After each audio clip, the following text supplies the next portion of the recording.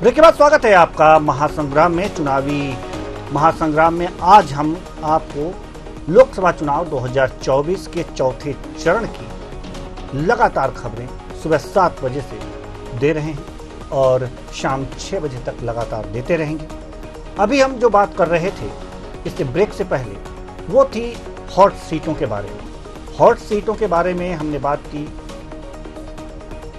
तमाम, लेकिन कुछ सीटें और रह गई हैं, जैसे कि आसनसोल, उजियारपुर, बेगूसराय। ये सब सीटें जो हैं ये हॉट सीटों में आती हैं।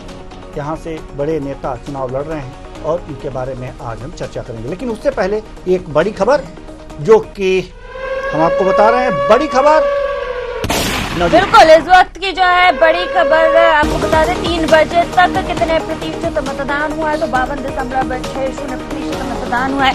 आंध्र प्रदेश में 55.49, बिहार में 45.23, झारखंड में 56.42, जम्मू कश्मीर में 29.93 और मध्य प्रदेश में 59.63, महाराष्ट्र में 42.35, ओडिशा में आपको बता दें 52.91, तेलंगाना में 52.34, उत्तर प्रदेश में 48.14 और पश्चिम बंगाल में 66.5% मतदान हो चुका है 3 बजे से तक।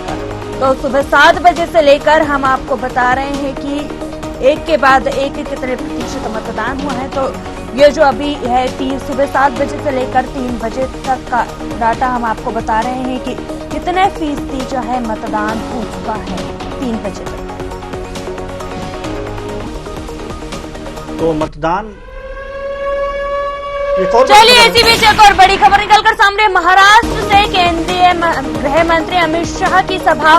धूले में केंद्रीय मंत्री शाह की सभा, कांग्रेस ठाकरे पर जमकर बरसे गृह मंत्री अमित शाह। तो बड़ी खबर बता रहे हैं, कांग्रेस ठाकरे पर जमकर बरसे अमित शाह। जनसभा के दौरान विपक्ष पर जमकर बरसते हुए नजर आए हैं गृह मंत्री अमित शाह। क्या कुछ कहा है ये में क्यों नहीं हो बहनों, में कांग्रेस पार्टी के नेताओं को और विशेषकर उद्धव ठाकरे जी को पूछना चाहता हूं, उद्धव ठाकरे जी को पूछना चाहता हूं कि प्राण प्रतिष्ठा का निमंत्रण जब आपको मिला तो आप प्राण प्रतिष्ठा में क्यों नहीं गए? मुझे बताओ भाई, राहुल जी, उद्धव जी ने प्राण प्रतिष्ठा में जाना चाहिए था या नहीं जाना चाहिए था? जोर से बोलो, जाना चाहिए था या नहीं जाना चाहिए था? वो नहीं गए। क्यों नहीं गए? क्योंकि उनको अपनी वोट बैंक का डर लग रहा। तो ये थे केंद्रीय गृह मंत्री अमित शाह जो कि धूले में ठाकरे और कांग्रेस पर जमकर बरसे। उन्होंने राम मंदिर, भगवान रामलला की मूर्ति की प्राण प्रतिष्ठा के अवसर पर जो निमंत्रण दिया गया था उसका जिक्र किया और कहा। चलिए इसी बीच एक और बड़ी खबर सामने आ रही है। तो आपको बता दें, पश्चिम बंगाल से सीएम ममता बनर्जी का बड़ा बयान सामने आया है। उन्होंने कहा है कि पीएम के आरक्षण वाले बयान पर बोली ममता, कैसे छीना लोगों से आरक्षण, ऐसा उन्होंने कहा है। तो बड़ी खबर बता रहे हैं, हम संविधान को बिखरने नहीं देंगे। बाबा साहेब ने लिखा है संविधान, ना ही मुस्लिम कभी ऐसा करेंगे। तो आपने देखा कि किस तरह से पश्चिम बंगाल की सीएम ममता बनर्जी का बयान सामने आया है। पीएम के आरक्षण वाले बयान पर बोली ममता बनर्जी। पलटवार करते हुए उन्होंने क्या कुछ कहा है, आइए आपको सुनाते हैं। কোথায় একটা মিটিং এ গিয়ে বলেছে মুসলিমরা তপশিলীদের রিজার্ভেশন কেড়ে নেবে। কি করে নেবে? এটা আম্বেদকর রচনা করেছেন যখন সংবিধান, ওই সংবিধান আমরা ছিন্ন ভিন্ন করতে দেব আর মুসলিমরা কখনো এই কাজ করবে না। তার কারণ ওরাও জানে সংখ্যালঘুরা আলাদা, শিডিউল কাস্ট আলাদা, শিডিউল ট্রাইব আলাদা, ওবিসি আলাদা, হিন্দুরা আলাদা, শিখরা আলাদা, খ্রিস্টানরা আলাদা, আদিবাসীরা আলাদা। আপনার রিজার্ভেশন অন্য একটা লোক কাটবে কি করে? এটা মিথ্যে কথা, কি মানে আবদার নাকি? মামার বাড়ির আবদার? এত মিথ্যে কথা বলে, একটা বাচ্চা ছেলে যদি মিথ্যে কথা বলে মা তাকে দুটি চড় মারে, পরে আদর করে দেয়। আর দেশের প্রধানমন্ত্রী মিথ্যে কথা বললে তাকে কি করতে হয়? তাকে ভোটের বাক্সে ভোটটা উল্টে দিয়ে জব্দ করতে হয়।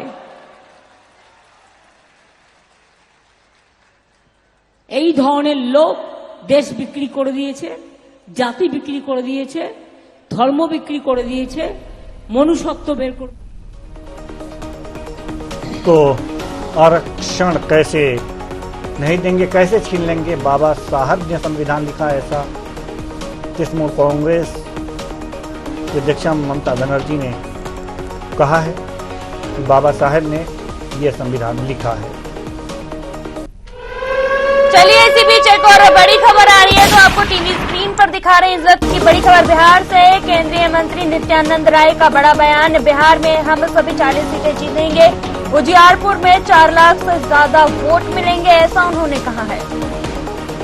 तो बड़ी खबर बिहार से केंद्रीय मंत्री नित्यानंद राय का बड़ा बयान सामने आया है। उन्होंने अपनी जीत का दावा किया है। आइए सुनते हैं केंद्रीय मंत्री नित्यानंद राय ने क्या कुछ कहा। मैं अनुरोध किया एकदम बिहार में 40 की 40 और देश में 400 पार और उजियारपुर 4 लाख से ज्यादा। वोटर्स के लिए क्या कहेंगे सर, क्योंकि अभी उजियार बस मैं अनुरोध किया हूँ लोगों से कि जरूर आए, मतदान करें, लोकतंत्र का महापर्व है।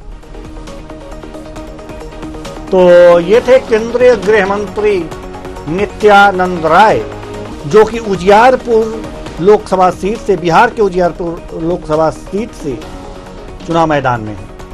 तो हम उजियारपुर की अगर जो बात कर रहे हैं, नित्यानंद राय की बात कर रहे हैं, तो उजियारपुर लोकसभा सीट एक और सीट है और यहाँ कौन कौन से चुनाव मैदान में हैं बता रही हैं हमारी सहयोगी। तो बिल्कुल उजियारपुर लोकसभा सीट की बात की जाए तो हम आपको ग्राफिक्स के माध्यम से बताएंगे कि आखिर किस किस के बीच में मुकाबला देखने को मिल रहा है। तो आपको बता दें कि बीजेपी से नित्यानंद राय और बसपा से मोहन कुमार मौर्य और राजद से आलोक कुमार मेहता जो है चुनावी मैदान में है। वहीं आपको बता दें कि अब यहाँ का इतिहास उठा लेते हैं कि क्या कुछ यहाँ का इतिहास रहा है, फिर करेंगे इस पर विस्तार से चर्चा। चलिए अब इतिहास की ओर नजर डाल लेते हैं। तो आपको बता दें 2009 में असम में देवी यहाँ से जनता दल से यूनाइटेड से थे और नित्यानंद राय 2014, नित्यानंद राय 2019, माफ कीजिएगा 2014 से लेकर 2019 तक नित्यानंद राय भारतीय जनता पार्टी से यहाँ पर चुनावी मैदान में जीते थे और इस बार फिर से पार्टी ने उन्हें ही जो है चुनावी मैदान में उतारा है। एक बार फिर से उन्होंने आपने देखा कि 2009 में अश्वमेध देवी जनता दल यूनाइटेड से, नित्यानंद राय भारतीय जनता पार्टी से, 2014 में, 2019 में नित्यानंद राय भारतीय जनता पार्टी से और फिर नित्यानंद राय 2024 में बीजेपी के उम्मीदवार बनाए गए हैं। बिल्कुल। और जो उजियारपुर की बात है हम इस पर थोड़े से चर्चा कर लेंगे क्योंकि हमारे साथ जो मेहमान जुड़े हुए हैं उनसे आपका परिचय करा दें। तो हमारे साथ जो मेहमान जुड़े हुए हैं, हरेंद्र विक्रम सिंह प्रवक्ता बीजेपी, मलिक जावेद जी प्रवक्ता कांग्रेस, दिलीप यशवर्धन जी राजनीतिक विश्लेषक, तीनों मेहमानों का बहुत बहुत स्वागत है हमारे इस कार्यक्रम में। चर्चा की शुरुआत हम करेंगे बीजेपी से। वो बाइट जो अभी ब्रेकिंग में नित्यानंद राय ने कही थी वो हमने बाइट अपने दर्शकों को सुनवाई थी। उन्होंने कहा कि बिहार की 40 में से 40 सीटें उनके पास जा रही हैं, पूरे देश में 400 पार जा रहे हैं। बहुत ही आत्मविश्वास है हरेंद्र विक्रम सिंह जी। इतना आत्मविश्वास भी ठीक नहीं होता है, जनता के ऊपर भी कुछ छोड़ दिया कीजिए आप लोग।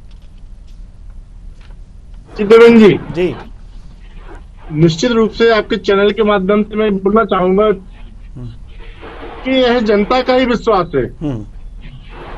मोदी जी ने पिछले 10 वर्षों के अंदर जो करके दिखाया है, सबका साथ, सबका विकास, सबका विश्वास, उसी के आधार पर जनता के बीच में जाकर हम लोगों ने सर्वे कराए। उस सर्वे के आधार पर हम 400 की प्लस की बात करते हैं और माहौल भी है।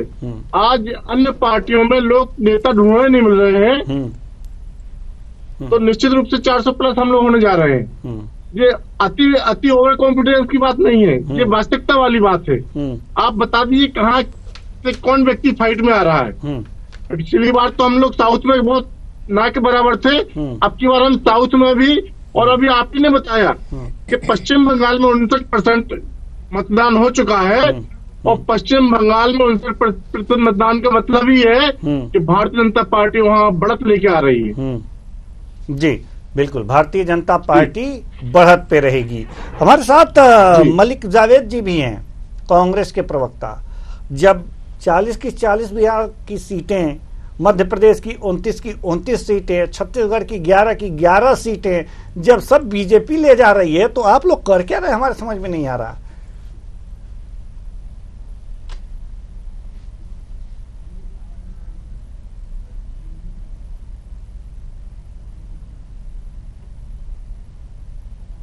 जी मलिक जावेद साहब, आपकी आवाज हम तक नहीं पहुंच पा रही है। जी हेलो, जी नमस्कार। अब नमस्कार जी। हाँ, भाजपा की हालत ये हो गई है कि इनको झूठों का ऑस्कर मिलता झूठ बोलने में, तो भाजपा के लोगों को मिलता, भाजपा के नेताओं को मिलता। अभी आपके टेलीविजन चैनल पे अमित शाह जी महाराष्ट्र में रैली कर रहे थे, वो कह रहे थे कि उद्धव ठाकरे जी और राहुल जी क्यों नहीं राम मंदिर के इनॉग्रेशन में आए, लेकिन वो खुद नहीं गए थे, राजनाथ जी नहीं गए थे। तो ये झूठे लोग हैं, और ये झूठे लोगों का कुछ हो नहीं सकता, कुछ किया नहीं जा सकता। दक्षिण इनसे पूरी तरह साफ होने वाला है इस बार भाजपा से। पूरब में ये जाके चुनाव प्रचार नहीं कर सकते। मणिपुर इनके प्रधानमंत्री, हमारे प्रधानमंत्री ये अमित शाह जी वहां नहीं जा सकते, क्योंकि पब्लिक इनको घुसने नहीं देगी, क्योंकि जो करा है देश के साथ। और अभी भाई साहब कहते हैं जो 10 सालों में काम हुआ है, क्या काम हुआ है?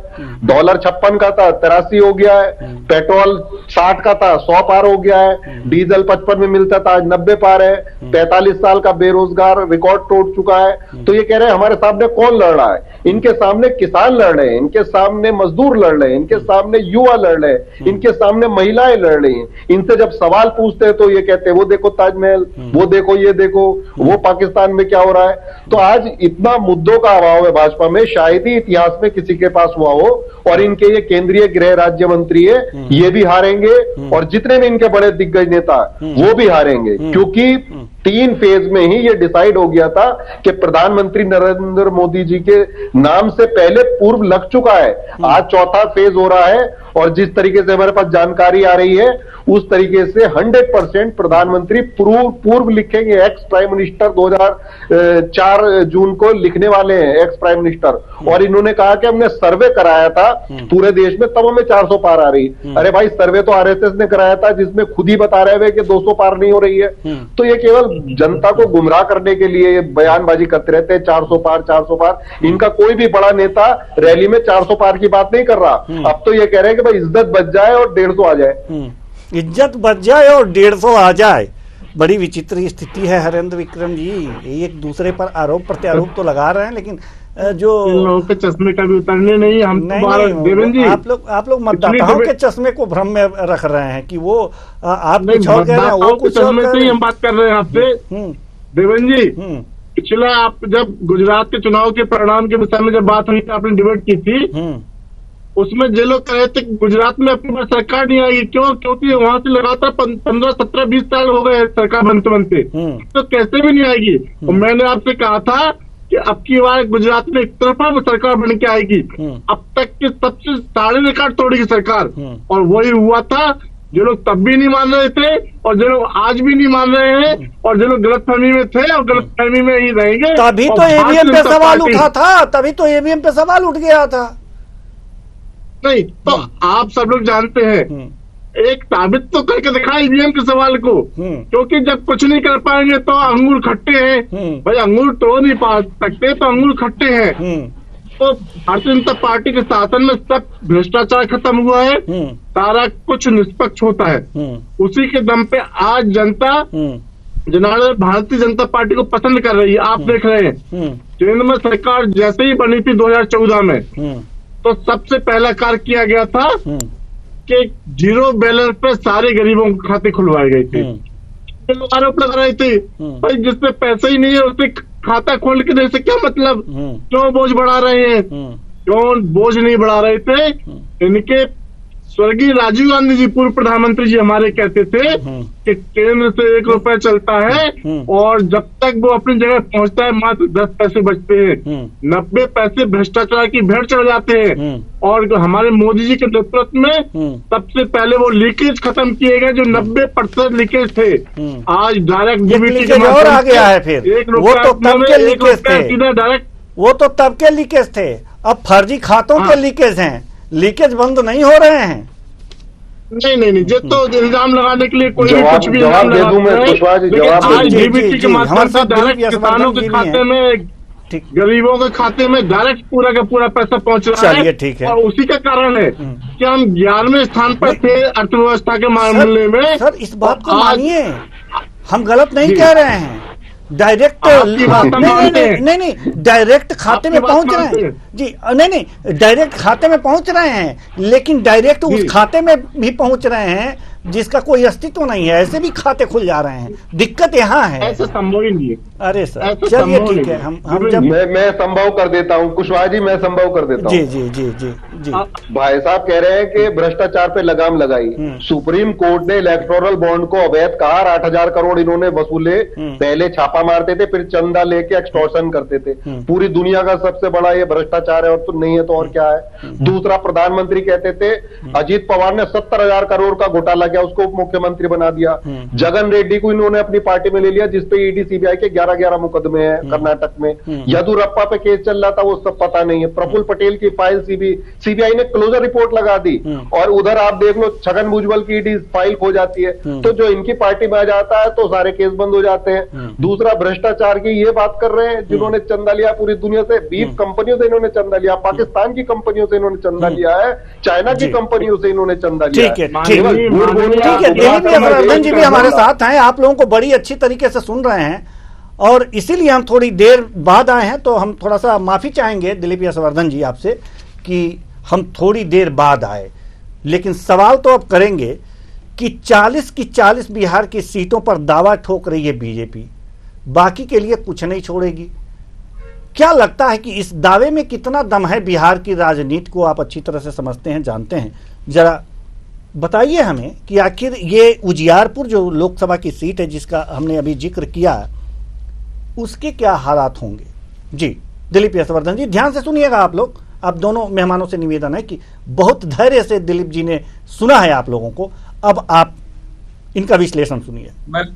मैं सुन रहा था दोनों पार्टी के प्रवक्ताओं को जी, और मुझे लगता है कि मतलब ये एक सलाह मात्र है, कोई बुरा नहीं मानेगा मेरी बात का।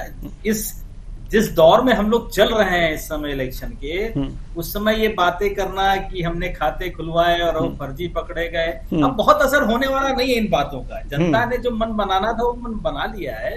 और रही बात जो आपका सवाल था कि दावे जो 40 की 40 सीटें या पूरे भारत में 400 सीटें जीतने का जो भाजपा का ऐलान है, तो दावा तो देखिए जरूरी है। अगर दावा नहीं होगा तो कार्यकर्ताओं का मनोबल घटेगा। दावा भाजपा भी 400 सीटों पार की बात कर रही है, और जो इंडिया गठबंधन है वो भी भाजपा को किनारे करके सरकार बनाने का दावा कर रही है। तो दावा करना राजनीति या साइकोलॉजी के हिसाब से भी कह लीजिए, साइकोलॉजी के हिसाब से कार्यकर्ता जोशो खरोश के साथ काम करे, इसलिए दावे में तो दम होना जरूरी है। लेकिन उस दावे में जो एक्चुअल दम है वो जनता भरेगी, और वो 4 तारीख को हमको देखेगा कि किसके दावे में कितना दम था, किसने कितना मन मोहा। बिहार के लिए जो लालू यादव ने अभी बयान दिया कि मुसलमानों को रिजर्वेशन का सपोर्ट किया, और मोदी जी ने उसको जो काउंटर किया वो काउंटर काम करता है, जातीय समीकरण काम करते हैं।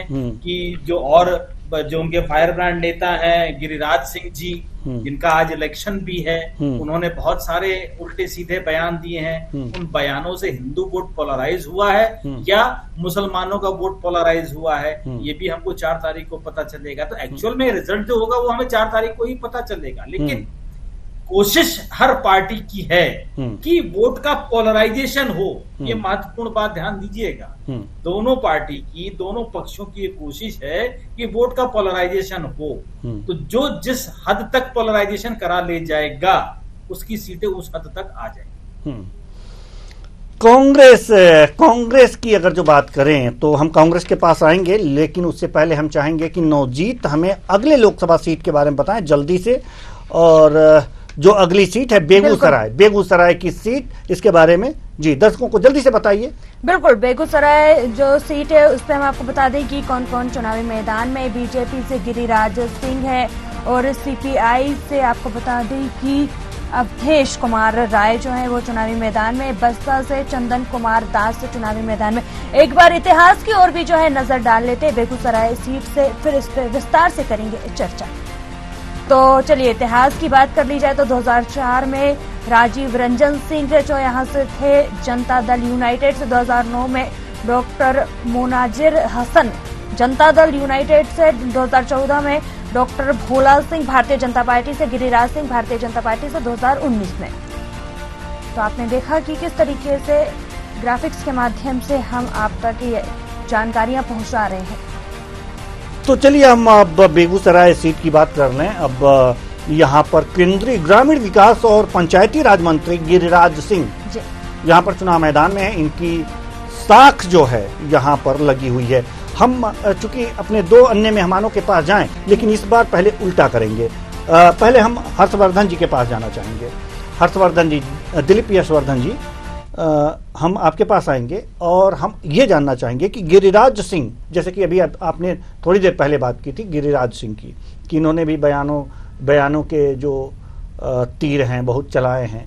तो क्या लगता है कि केंद्रीय मंत्री गिरिराज सिंह जी जो इस सीट से, बेगूसराय सीट से चुनाव लड़ रहे हैं और सीपीआई यानी कि इंडी गठबंधन से आपको बताएं कि अवधेश कुमार राय हैं, तो इंडी गठबंधन और बीजेपी से यहाँ पर कितनी कांटे की टक्कर आपने चुनाव प्रचार के दौरान देखी है और क्या स्थितियां हैं गिरिराज सिंह की यहाँ पर?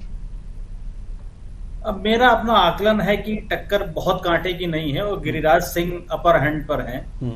और गिरिराज सिंह चूंकि हिंदुत्व के फायर ब्रांड नेता कहे जाते हैं, बहुत सारे ऐसे बयान दिए। हालांकि कुछ महीनों पहले एक बयान उन्होंने बड़ा उल्टा दिया था, वो हिंदुओं को मीट खाने को लेकर कि हिंदुओं को झटके का मीट खाना चाहिए, हलाल का नहीं खाना चाहिए।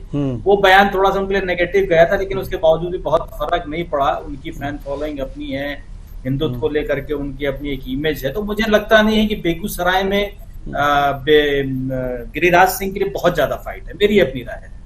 चलिए, गिरिराज सिंह जी के लिए बहुत ज्यादा फाइट नहीं है, यानी कि ये जो हैं वहां से निकलते हुए आपका आकलन ये कहता है कि यहाँ से निकलते हुए दिख रहे हैं और हिंदुत्व पर निकलते हुए दिख रहे हैं। मुस्कुराहट तो आ गई हरेंद्र विक्रम सिंह जी आपके चेहरे पे कि देखिए हमारे पक्ष में विश्लेषण गया। जो स्पष्ट है वो सामने है। नहीं, 4 जून को स्पष्ट होगा। अभी थोड़ी यही तो आकलन है। यशवर्धन जी ने तो अभी आकलन किया है। नहीं, अभी यशवर्धन जी ने अपना आकलन दिया है। रिजल्ट तो जनता देगी 4 जून को, लेकिन रिजल्ट से पहले आप मुस्कुराइए और जावेद जी भी मुस्कुराएंगे। लेकिन हम जावेद जी से पूछना चाहेंगे हम जावेद जी से पूछना चाहेंगे कि हरेंद्र जी तो मुस्कुरा रहे हैं, उनकी बात समझ में आ रही है कि यशवर्धन जी ने उनके पक्ष में थोड़ा सा बात कही है, लेकिन आप क्यों मुस्कुरा रही है बताइए? पक्ष में नहीं, जो माहौल है, जो जनता का रुझान है, उसके आधार पर बोले हैं। ठीक है। हाँ ठीक है। विक्रम भाई ये बता दीजिए, मंत्री रहे हैं वो, 2 काम बता दो बस, क्योंकि अब जनता काम पूछ रही क्या काम किया, क्योंकि ये झूठ काट की हांडी, धर्म, मंदिर, मस्जिद, गाय, गोबर ये अब नहीं चल रहा है। बस 2 काम बता दे कि मंत्री जी ने बेगूसराय में या बिहार के लिए 2 काम किए हो, केंद्रीय मंत्री है, 2 काम तो करे होंगे 5 साल में, 2 काम बता दे तो मैं मान लूंगा वो जीत गए। चलिए, आप पूछ लिए तो हरेंद्र जी बता भी देंगे, बता दीजिए। नहीं बता दो, 2 काम बता दो बस। देवेंद्र जी भाई तक को कहना ठीक है, मैं यूपी को बिलोंग करता हूँ, आपको बता दूं। मैं भी बिहार की बात हो रही है, बता दो 2 काम क्या हमारे उत्तर प्रदेश में,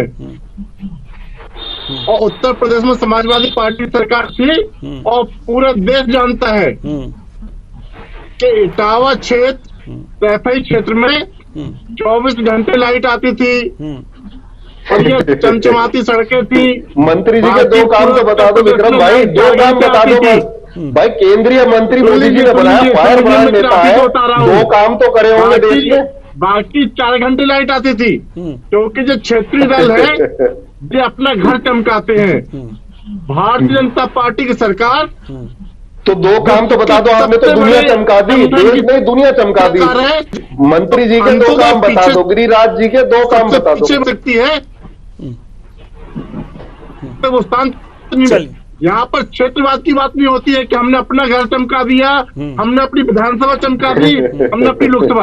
इन्होंने गरीब को चमकाया है, देश के मंत्री है, दो काम बता दो बस, 70 सालों में नहीं हुआ। मैं मान लूंगा वो जीत गए, आधी जीत गए, दो काम बता दो बस। आप एक जनप्रतिनिधि तो मात्र एक व्यक्ति विशेष है, संगठन को देखिए। संगठन और सरकार हमेशा निष्पक्ष होनी चाहिए, जो सबको समान दृष्टि से देखे। एक सारी बात मान ली आपकी, आप 100% सही हो, सारी बात मान ली। मंत्री जी 5 साल से मंत्री थी, केंद्र के मंत्री थे और इतना महत्वपूर्ण विभाग। चलिए, उन्होंने एक बात कह दी ना, एक बात कह दी मलिक साहब, उन्होंने एक बात कह दी कि हम यूपी से हैं, तो थोड़ी सी वहाँ जो है वहाँ। अरे वो तो देश के मंत्री है, यूपी के लिए हमारे लिए हम तो पूरे देश की बात करते हैं देवेंद्र जी, पूरे देश में अरे तो देश भी तो सर नहीं, बेगूसराय देश में ही है सर। ठीक है, हम आएंगे दिलीप यशवर्धन जी के पास पुणे। दिलीप यशवर्धन जी, सवाल यहाँ पर यह है कि क्या वास्तव में मंत्री रहते हुए उन्होंने कोई काम नहीं किया है? क्या फायर ब्रांड नेता सिर्फ बयानबाजियों के दौर पे बने हैं? कुशवाहा जी, अगर काम पर जनता नेताओं का आकलन करती तो मुझे लगता है कि कोई नेता आज राजनीति में टिका ही नहीं होता। और वाकई में अगर काम पर आकलन होता तो उत्तर प्रदेश में सरकारें नहीं गई होती, क्योंकि मायावती जी ने भी बहुत सारा काम किया था, अखिलेश यादव। ऐसी कौन सी पार्टी जो कहती कि हमने काम नहीं किया? कांग्रेस ने काम नहीं किया था क्या? 70 सालों में इतना सारा डेवलपमेंट किया कांग्रेस के हिसाब से, फिर जनता ने इनको क्यों नकार दिया, क्यों एकदम पीछे धकेल दिया? आज कांग्रेस हाशिए पर क्यों आ गई है? यूपी में जहां से प्रधानमंत्री कांग्रेस ने इस देश को दिए, दशकों तक दिए, आज यूपी में अपना वजूद तलाशने के लिए परेशान है कांग्रेस। तो काम पर आकलन नहीं होता है, काम एक क्राइटेरिया जरूर होता है बहस करने का। लेकिन सरकारें बनने और गिरने का इस देश में विशेषता आकलन कुछ और ही होता है, और जनता उन चीजों पर ध्यान कम देती है। बाकी ये सब जानते हैं कि जातिगत राजनीति, क्षेत्रगत राजनीति और ये सारे समीकरण जो हैं वो इलेक्शन में ज्यादा काम करते हैं, और वही करने का काम हर पार्टी करती है। ऐसा नहीं है कि कांग्रेस नहीं करती है, भाजपा नहीं करती, समाजवादी ने नहीं किया, कि टीएमसी नहीं कर रही है, कि जगन रेड्डी की पार्टी नहीं कर रही। हर आदमी करता है और कोशिश करता है कि इन्हीं आधार पर जनता की भावनाओं से खेला जाए। बाकी काम जो होता है वो एक साइड लाइन, मतलब एक एडिशन की तरह होता है कि भाई हमने ये किया है, हम ये करेंगे, हम ये करके दिखाएंगे जी। बेरोजगारी, मेडिकल की सुविधाएं, वही लॉ एंड ऑर्डर, वही किसानों की बेरोजगारी, वही किसानों की बदहाली, वही किसानों की आत्महत्या, यही 1951 में मुद्दे थे और यही 2024 में मुद्दे हैं। तो कौन सी पार्टी ये दावा कर सकती कि हमने एक मुद्दा शुरू किया था और उसको जड़ से खत्म कर दिया? कोई नहीं कर सकता। जी बिल्कुल सही बात आपने कही, लेकिन हरेंद्र विक्रम जी भी कुछ कहना चाहते हैं, उन्होंने इशारा किया था, तो आप अपनी बात रख लीजिए, उसके बाद से हम अगली सीट की तरफ रुख करेंगे जल्दी। हम जयवर्धन जी की बात से सहमत थे कि जब तक सबका साथ नहीं होगा, सब समाज का साथ नहीं होगा, तब तक परिणाम नहीं आते हैं। विकास सब करना चाहते सब करते हैं, लेकिन निष्पक्ष विकास होना चाहिए। चीन का विकास नहीं होना चाहिए कि अपने व्यक्ति के क्षेत्र में ज्यादा विकास कर दिया, बाकी अन्य जगह विकास नहीं हुआ। तो भारतीय जनता पार्टी की केंद्र सरकार ने सबको निष्पक्ष रूप से एक साथ एक ही लाइन में रख के विकास किया और सबको साथ लेकर चलने। आज हिंदू मुस्लिम की बात बार बार लोग उठाते हैं, आज यदि आंकड़े उठा के देख लिए जाए तो सबसे अच्छा विकास जो मिला है, आवाज सबसे अधिक हमारे मुस्लिम समुदाय भाई बहनों को मिले हैं। आज आयुष्मान कार्ड, चिकित्सा की सुविधा सबसे ज्यादा हमारे मुस्लिम भाई बहनों को मिले हैं। तो भारतीय जनता पार्टी की सरकार ने किसी के साथ दूसरी दृष्टि से काम नहीं किया। जो पात्र है, पात्र व्यक्ति को उसका लाभ मिला और मिल रहा है, इसी के आधार पर हर वर्ग के लोग, हर जाति के लोग आज भारतीय जनता पार्टी को पसंद कर रहे हैं। और उसी का कारण है कि आज हम गर्व से कहते हैं कि 400 पार हम होकर दिखाएंगे। और आज माहौल भी है, ऊपर नीचे हो सकता है, इसमें मत नहीं है, ऊपर नीचे हो सकता है, लेकिन भारतीय जनता पार्टी तीसरी बार पूर्ण बहुमत की सरकार बनाएगी, इतना हम आपसे वादा जरूर कर सकते हैं आपके चैनल के माध्यम से। चलिए, दिलीप यशवर्धन जी भी कुछ संकेत कर रहे थे, कुछ कहना चाह रहे थे। जी दिलीप यशवर्धन। नहीं, मैं देवेंद्र जी की बातों पर कुछ सवाल कर रहा था, खैर जाने दीजिए, वो बहस बहुत लंबी हो जाएगी, देवेंद्र जी उसको स्वीकार नहीं करेंगे। एक छोटा सा सवाल है आप भाजपा के प्रवक्ता से कि सांसद निधि, विधायक निधि ये हर क्षेत्र में बराबर होती है, फिर किसी क्षेत्र में कम डेवलपमेंट और किसी क्षेत्र में ज्यादा डेवलपमेंट क्यों होता है? लीजिए, एक और सवाल इन्होंने दाग दिया। पहले तो इन्होंने आपके ऊपर मुस्कुराहट छोड़ी, अब क्वेश्चन, अब मिसाइल है। मैं बताता हूँ आपकी बात का मैं जवाब दे रहा हूँ। सांसद निधि, विधायक निधि बराबर होती है, लेकिन आप किसी भी विधानसभा लोकसभा क्षेत्र को देख लीजिए, उससे कई गुना आज हमारे यहाँ 500 आवास बने हैं। 500 आवास का आप लगा लीजिए कि 1 करोड़ का काम हो चुका है यहाँ पर। तो 6 करोड़ वहाँ की डिमांड के आधार पर किस तरह की आवश्यकता है, उसके हिसाब से कई गुना, और हर व्यक्ति जानता है, क्योंकि भारतीय जनता पार्टी सरकार का एक ही लक्ष्य है, एक ही उद्देश्य है कि गरीबी को पहले दूर करेंगे, सबको समानता पर लाएंगे, तब चैन की सांस लेंगे। चलिए, वास्तव में दिलीप यशवर्धन जी आप कह रहे थे बहस लंबी हो जाएगी, लेकिन बहस लंबी ना हो, इसलिए हम चाहेंगे कि अपनी जो सहयोगी हैं नवजीत कौर, वो अगली लोकसभा सीट, जो महत्वपूर्ण लोकसभा सीटें हैं, उसके बारे में कुछ दर्शकों को बताएं जल्दी से। बिल्कुल, अब आपको पहले ग्राफिक्स के माध्यम से जो है बता देते हैं। खुंटी जो है लोकसभा सीट, यहाँ पर बीजेपी से अर्जुन मुंडा है और कांग्रेस से कालीचरण मुंडा, और बसपा से सावित्री देवी चुनावी मैदान में है। अब आपको एक बार यहाँ के इतिहास के बारे में भी ग्राफिक्स के माध्यम से बता देते हैं कि आखिर यहाँ का क्या कुछ इतिहास रहा है। तो खुंटी की बात कर रहे हैं हम, यहाँ पर 2004 में सुशील केरकेट्टा कांग्रेस से थे और 2009 में करिया मुंडा बीजेपी से थे, और 2014 में अर्जुन मुंडा, 2014 से लेकर 2019 तक अर्जुन मुंडा बीजेपी से यहाँ पर थे। उन्होंने अपना कब्जा इस सीट पर बनाकर रखा हुआ था। जी, और फिर अर्जुन मुंडा जो हैं, जो केंद्रीय मंत्री हैं, अर्जुन मुंडा, ये जो है पुनः चुनाव मैदान में है बीजेपी। एक बार फिर से जो है पार्टी ने इन्हें मौका दिया तो, और इसीलिए जो खुंटी लोकसभा सीट है झारखंड की, ये महत्वपूर्ण हो गई है, हॉट सीटों में आ रही है। तो नवजीत, हम अब रुक करेंगे हरेंद्र विक्रम जी के पास, आना चाहेंगे कि अर्जुन मुंडा और कालीचरण मुंडा दोनों में टक्कर है। कांग्रेस से कालीचरण मुंडा जी हैं और अर्जुन मुंडा जो केंद्रीय मंत्री हैं, ये खुंटी से हैं। तो 3 बार से लगातार, मतलब 2 बार तो जीत ही गए हैं लगातार, अब हैट्रिक लगाने का चांस है। तो बताइए किस आधार पर हैट्रिक लगेगी हरेंद्र जी? सबका साथ, सबका विकास, सबका विश्वास। केंद्र सरकार ने जो योजनाएं लागू की हैं, उन योजनाओं से आज विश्व में भारत की एक ताक बढ़ी है, और इंफ्रास्ट्रक्चर हमारा मजबूत हुआ है, आर्थिक दृष्टि से मजबूत हुए हैं। इन सबको टोटल देखा जाए तो जनता भयमुक्त शासन चाहती थी, भयमुक्त शासन है। इन सबको देखकर जनता भारतीय जनता पार्टी को पुनः पसंद कर रही है, और हम रिकॉर्ड मतों से फिर से जीतकर। लेकिन अर्जुन मुंडा को क्यों पसंद कर रही है, यही तो सवाल है हमारा। देखिए, यहाँ व्यक्ति मायने नहीं होता, भारतीय जनता पार्टी का कमल का फूल चुनाव लड़ रहा है जी। यहाँ व्यक्ति विशेष चुनाव नहीं लड़ रहा है, भारतीय जनता पार्टी का कमल का फूल चुनाव लड़ रहा है, और हम सब लोग मिलकर सिर्फ और सिर्फ कमल का फूल देख रहे हैं, क्योंकि हमें केंद्र में मोदी जी को फिर से प्रधानमंत्री बनाना है, और विश्व को, देश को विश्व की अर्थव्यवस्था में 3 नंबर पर लाना है, भारत को 100 साल होते होते विकसित भारत बनाना है। चलिए ठीक है। इन सब लक्ष्यों को लेकर, जैसे हमारे मोदी जी कहते हैं कि मोदी जी की गारंटी है, उन्होंने करके दिखाया है, और 2047 तक उन्होंने गारंटी ली है कि भारत को विकसित देश बनाएंगे, और चलिए, विश्व में ठीक है। कम से कम तीसरे नंबर की अर्थव्यवस्था को भारत को ले जाना है 2025। जी बिल्कुल बिल्कुल, अच्छी बात है और जानी भी चाहिए अर्थव्यवस्था। मलिक जावेद जी कुछ कहना चाह रहे थे, उसके बाद दिलीप यशवर्धन जी के पास आएंगे। जी, गर्मी बहुत हो रही है, 40 डिग्री हो रहा है, कमल का फूल मुरझाने वाला है।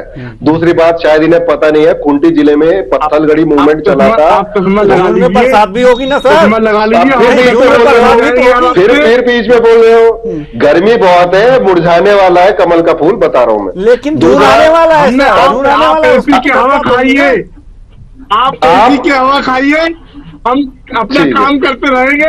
और काम बता रहा हूँ आपका, क्या काम किया था आपने। आपकी जो लोकसभा सीट है ना, खूंटी जिले की आपने बात की, वहां पे आदिवासियों के इन्होंने इतना अत्याचार किया था कि 10,000 आदिवासियों पे एफआईआर दर्ज हुई थी। हमारी जैसे सरकार आई, सबके मुकदमे वापिस लिए गए और पत्थलगड़ी मूवमेंट जो था उनको आवाज दी गई, क्योंकि हम ना आदिवासियों की जमीन छीनेंगे ना जंगल छीनेंगे। दूसरा, ये वही जिला है जहां पे इन्होंने आदिवासियों के साथ अत्याचार किया था। ये 100% हारने वाले हैं, पहले बता रहा हूं मैं। अगले जब 4 तारीख को डिबेट करेंगे तो आप देख लेना। जी बिल्कुल बिल्कुल, हम जरूर।